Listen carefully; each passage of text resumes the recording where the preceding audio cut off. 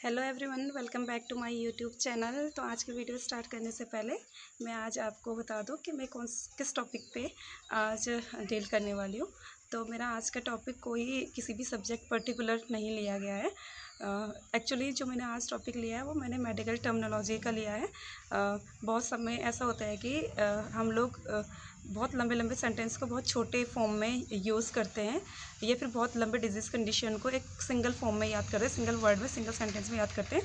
तो उसी को ही हम टर्मिनोलॉजी बोल देते हैं। तो ऐसे ही कुछ इंपॉर्टेंट टर्मिनोलॉजी के बारे में मैं आज आपको बताऊंगी। मगर वीडियो को स्टार्ट करने से पहले आप सबसे रिक्वेस्ट है, प्लीज़ वीडियो को लाइक करें, शेयर करें अपने फ्रेंड्स के साथ, और जिसने अभी तक चैनल को सब्सक्राइब नहीं किया है तो वो चैनल को सब्सक्राइब कर दें। तो जो आज की जो सबसे फर्स्ट टर्मिनोलॉजी मैंने ली है वो ली है एमनोरिया। तो एमनोरिया किसको कहते हैं? तो एमनोरिया का सिंपल मतलब होता है अब्सेंस ऑफ मंथली पीरियड। यानी कि अगर किसी भी रीज़न की वजह से, किसी भी कारण की वजह से वीमेन में या फिर किसी गर्ल्स में मेंस्ट्रुअल नहीं होती है, उनको पीरियड्स नहीं होते हैं मंथली, तो उस कंडीशन को हम लोग क्या बोलते हैं? एमनोरिया बोलते हैं। सेकंड है मेरा एन ओवुलेशन। एन ओवुलेशन का मतलब होता है कि ओवरीज स्टॉप रिलीजिंग और प्रिपेयरिंग एग। यानी सिंपल जो हमारा जो वीमेन के रिप्रोडक्टिव सिस्टम के अंदर ओवरीज जो पार्ट होती है, जिसको हम लोग अंडाशय बोलते हैं, जब अंडाशय से एग का फॉर्मेशन नहीं होता है या फिर वो रिलीज़ नहीं हो पाते हैं, तो उस कंडीशन को हम लोग क्या बोलते हैं? एन ओवुलेशन बोलते हैं। नेक्स्ट है मेरा अट्रोफी वजाइनल। ठीक है, तो अट्रोफी वजाइनल मतलब क्या होता है? जब जो इस्ट्रोजन एक हार्मोन होता है फीमेल के अंदर, जब उसकी कमी हो जाती है फीमेल के अंदर, तो उसके कारण क्या होता है? जो वजाइना, जिसको योनि बोलते हैं, उसकी जो लेयर होती है वो श्रिंकन होने लगती है, थिन होने लगती है। तो उसी कंडीशन को ही हम लोग क्या बोल देते हैं? अट्रोफी वजाइनल बोल देते हैं। नेक्स्ट मेरा जो क्वेश्चन है जो टर्मिनोलॉजी है वो है बायोप्सी। तो बायोप्सी क्या होता है? हमारा एक इन्वेस्टिगेशन है। नॉर्मली क्या होता है बायोप्सी में? हम बायोप्सी जो इन्वेस्टिगेशन हम करते हैं, जो प्रोसीजर हम करते हैं, वो हम कैंसर को डिटेक्ट करने के लिए करते हैं। इसमें हम लोग क्या करते हैं? किसी बॉडी पार्ट से टिश्यूज़ का स्मॉल सैंपल लेते हैं और फिर उसको लेबोरेटरी इन्वेस्टिगेशन के लिए भेज देते हैं, और फिर देखते हैं कि वहाँ के सेल में कोई एबनॉर्मल ग्रोथ तो नहीं हो रही है। सिंपली बायोप्सी का मतलब होता है कि remove a piece of tissue for the detachment of cancer. Next है हमारा डिस्प्लेजिया। तो डिस्प्लेजिया क्या होता है? जब जो सिंपल, जैसे हम लोग सिंपल कैंसर को बोल देते हैं ना, an abnormal growth of tissue और cell, that is called cancer. तो सेम लाइक दैट ये होता है कि जब हमारे एबनॉर्मल ग्रोथ होने लगती है किसी भी ऑर्गन की, किसी भी टिश्यूज़ की, तो उस कंडीशन को हम लोग क्या बोल देते हैं? डिस्प्लेजिया बोल देते हैं। ठीक है, तो नेक्स्ट बात करते हैं इस एस्ट्रोजन हार्मोन्स की। एस्ट्रोजन क्या होता है? मैंने ऊपर भी डिस्कस किया था एन ओवुलेशन पीरियड में। तो एस्ट्रोजन क्या होता है? एक फीमेल के अंदर सेक्स हार्मोन होता है, जो फीमेल के अंदर रिप्रोडक्टिव क्वालिटीज़ है या कैरेक्टरिस्टिक्स है, उसको मेंटेन करने में हेल्प करता है। यानी कि मेंसेस को और प्रेगनेंसी को भी कंटिन्यू करने में क्या करता है? हमारा एस्ट्रोजन हार्मोन वर्क करता है। ठीक, तो एस्ट्रोजन क्या होता है? हमारा एक फीमेल सेक्स ऑर्गन होता है जो फीमेल रिप्रोडक्टिव सिस्टम को या कैरेक्टर को मेंटेन करने में हेल्प करता है। नेक्स्ट टर्मिनोलॉजी है मेरी जेनाइटल हर्पिस। तो जेनाइटल हर्पिस क्या होती है? एसटीडी। एसटीडी का फुल फॉर्म होता है सेक्सुअली ट्रांसमिटेड डिजीज़। यानी कि जब थ्रू इंटरकोर्स, जिसको हम सेक्सुअल एक्टिविटीज़ बोलते हैं, जब उसके कारण कोई भी इन्फेक्शन कैरी आउट होता है, तो उसको ही हम लोग क्या उसको उसमें से एक का एग्जांपल है जेनाइटल हर्पिस। और जो उसका कारण है, मतलब किस वायरस के कारण ये फैलता है, उस वायरस का नाम है हर्पिस जोस्टर वायरस। ठीक, नेक्स्ट बात करते हैं हिस्टेक्टोमी की। तो हिस्टेक्टोमी क्या होता है? एक सर्जिकल प्रोसीजर होता है जब हम पूर्ण रूप से यूट्रस को रिमूव कर देते हैं। ठीक है, बच्चेदानी को रिमूव कर देते हैं, तो उस कंडीशन को हम लोग क्या बोलते हैं? हिस्टेक्टोमी बोलते हैं। नेक्स्ट बात करते हैं हम एक्टॉपिक प्रेगनेंसी की। तो एक्टॉपिक प्रेगनेंसी में क्या होता है? नॉर्मली आप लोगों ने सुना होगा कि यूट्रस के अंदर बेबी का ग्रोथ और डेवलपमेंट होता है। मगर जब किसी भी रीज़न के कारण बेबी के जो ग्रोथ और डेवलपमेंट की प्रोसेस है वो यूट्रस में ना हो करके यूट्रस के अलावा किसी अदर पार्ट में होने लग जाए, चाहे वो एब्डोमन हो या चाहे वो फैलोपियन ट्यूब हो, तो उस प्रेगनेंसी को हम लोग क्या बोल देते हैं? एक्टॉपिक प्रेगनेंसी बोलते हैं। हालांकि जो ये प्रेगनेंसी है वो ज़्यादा दिन तक चलती नहीं है, वो खुद पे खुद या तो अबॉर्ट हो जाएगा या फिर उसे मेडिकली अबॉर्ट कराना पड़ता है, क्योंकि फैलोपियन ट्यूब में कभी बेबी ग्रोथ नहीं कर सकता है। उसके लिए प्रॉपर हर जगह हर किसी चीज़ के लिए ग्रोथ और डेवलपमेंट के लिए एक निर्धारित प्लेस होता है, जैसे बेबी की ग्रोथ और डेवलपमेंट के लिए यूट्रस होता है। ठीक, तो एक्टोपिक का सिंपल मतलब होता है कि बेबी जब यूट्रस के अलावा यूट्रस के किसी अदर पार्ट या फिर किसी अदर प्लेस में डेवलप या ग्रो करने लगता है, तो वो प्लेस कौन कौन हो सकता है? एब्डोमेन हो सकता है, फैलोपियन ट्यूब हो सकता है। तो इसी प्रेगनेंसी को हम लोग क्या बोल देते हैं? एक्टोपिक प्रेगनेंसी बोल देते हैं। नेक्स्ट जो है वो है इनफर्टिलिटी। ठीक, तो इनफर्टिलिटी का बांझपन इसको हिंदी में बोलते हैं। सिंपल इसको हम लोग बोलते थे when a women not getting pregnant. ठीक है, यानी कि जब किसी 1 ईयर के टाइम पीरियड में किसी एलिजिबल कपल यानी किसी एक कपल के द्वारा विदाउट टेकिंग प्रिकॉशन, कोई भी प्रिकॉशन नहीं लिया है, उसके बाद भी वो 1 साल के अंदर उनका कोई बेबी कंसीव नहीं हो रहा है, तो इस कंडीशन को हम लोग क्या बोल देते हैं? इनफर्टिलिटी बोल देते हैं। तो आप इनफर्टिलिटी को ऐसा बोल सकते हैं कि किसी कपल के द्वारा 1 साल के ड्यूरेशन में कोई भी प्रिकॉशन नहीं लिया गया है, उसके बाद भी अगर कोई बेबी कंसीव नहीं हो रहा है, तो उस कंडीशन को हम लोग क्या बोल देते हैं? इनफर्टिलिटी बोल देते हैं। नेक्स्ट है आपका मेनार्की। तो ये बहुत इंपॉर्टेंट है, मल्टीपल क्वेश्चन में भी पूछा जाता है कि मेनार्की क्या होता है। तो देखो मेनार्की क्या होता है, जब किसी भी गर्ल्स में फर्स्ट टाइम मेंस्ट्रुअल साइकिल होती है, यानी फर्स्ट टाइम उसको पीरियड्स होते हैं, तो उसको क्या बोलते हैं? मेनार्की बोलते हैं। ठीक, सेकंड है आपका मेनापॉज, इसका ही उल्टा है, तो इसको हम बोलते हैं natural stop of menstrual cycle. ठीक है, तो नॉर्मली जो मेनार्की जो इससे पहले मैंने जो मेनार्की बताया था, उसका जो टाइम ड्यूरेशन पहले था वो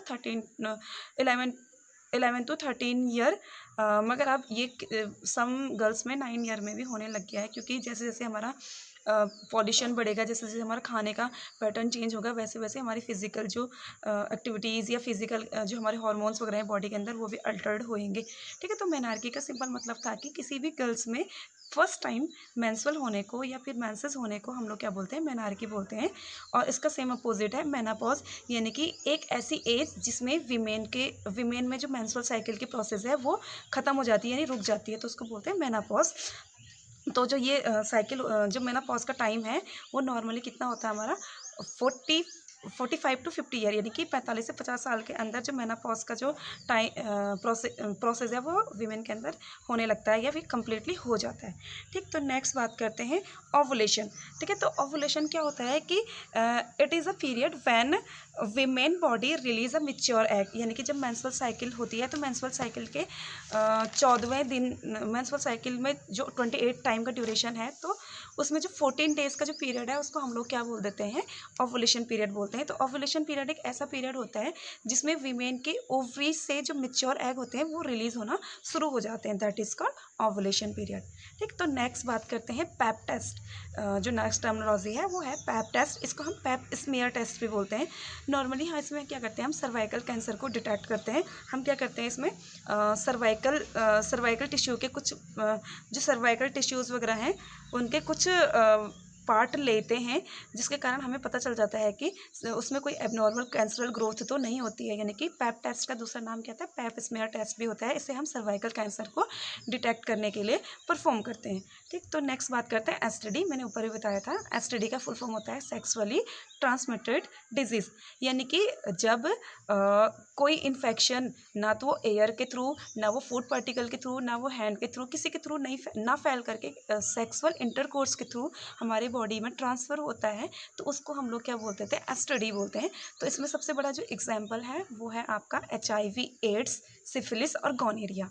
ठीक है, ये क्या होता है? हमारा अनप्रोटेक्टेड सेक्सुअल इंटरकोर्स के through 1 person to other person में क्या करता है? हमारा फैलता है। ठीक, तो नेक्स्ट बात करते हैं एमनियोटिक फ्लूइड। ठीक, तो एमनियोटिक फ्लूइड क्या होता है हमारा? आपने सुना होगा कि बोलते हैं कि जो बेबी होता है वो एक थैले के अंदर रहता है, और उस थैले के अंदर जो फ्लूइड होता है उसको ही हम लोग क्या बोल देते हैं? एमनियोटिक फ्लूइड बोल देते हैं। तो एमनियोटिक फ्लूइड को हम लोग बोल सकते हैं a water filled sac surrounding the foetus is called amniotic fluid.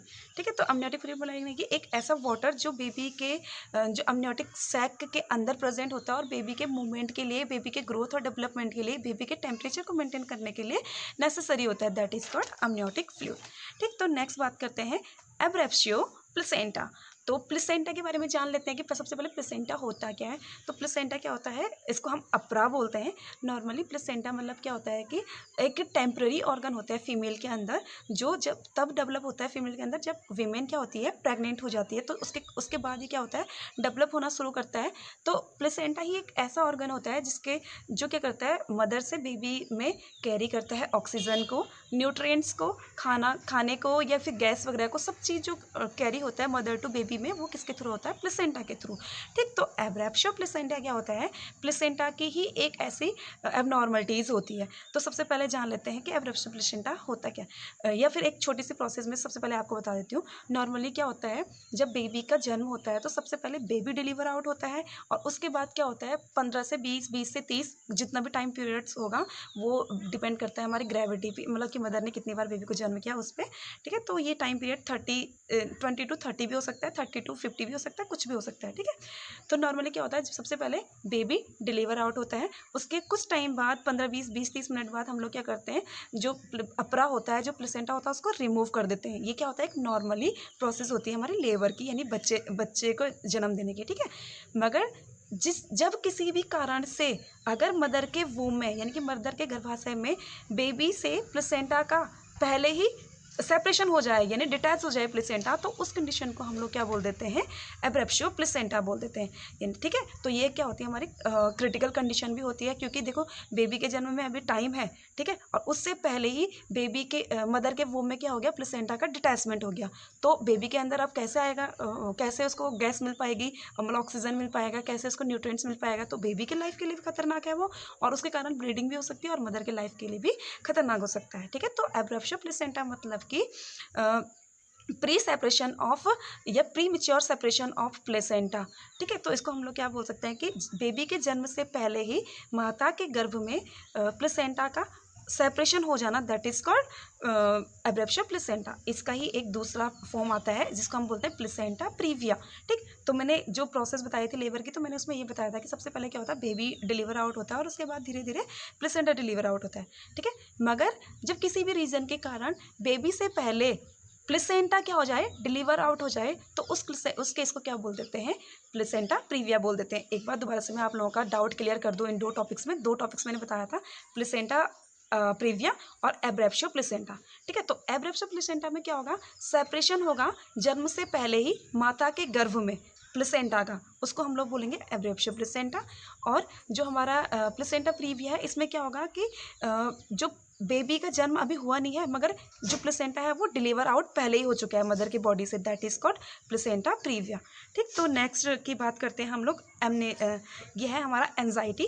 तो एंजाइटी का मतलब होता है हमारा वरीड और टेंशन, यानी कि किसी भी टेंशन की एक ऐसी स्टेज जहाँ पर इंसान बहुत ज़्यादा डरा हुआ हो, बहुत ज़्यादा चिंतित हो, दैट इज़ कॉल्ड एंजाइटी। तो आज के लिए इतनी ही टर्मिनोलॉजी। तो अगर आपको वीडियो अच्छी लगे तो प्लीज़ मुझे कमेंट करें, अपने सजेशन देते रहें, अपना साथ मेरे साथ ऐसे ही बनाए रहें, और प्लीज़ चैनल को ज़रूर सब्सक्राइब करें। Thank you so much for your support.